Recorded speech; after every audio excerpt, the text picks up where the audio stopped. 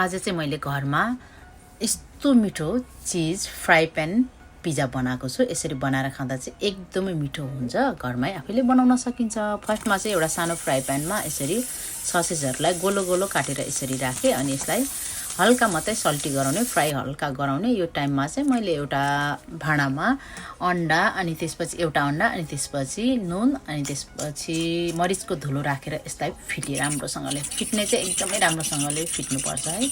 अनि त्यसपछि यतापट्टि यो ससेज पनि रेडी भइसक्यो। अनि ससेज चाहिँ लगभग एकै ठाउँमा बीचमा सेन्टरमा जम्मा गर्ने अनि त्यसपछि यो वरिपरि चाहिँ अघिको अन्डा फ्राई गरे फिटेको अन्डालाई यसरी राख्ने अनि यसरी हल्का मिलाउँदै जाने।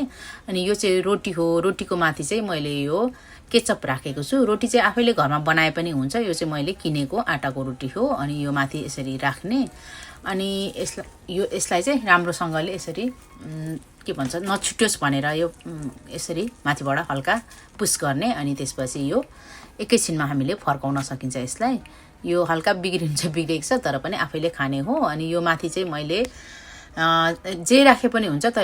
मैले चाहिँ ग्रीन क्याप्सिकम राखेको छु।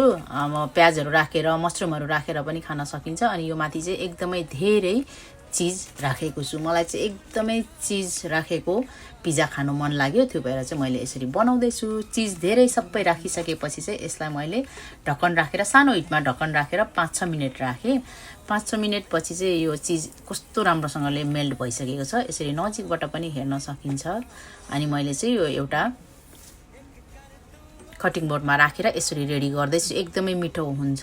ट्राई गर्नु होला।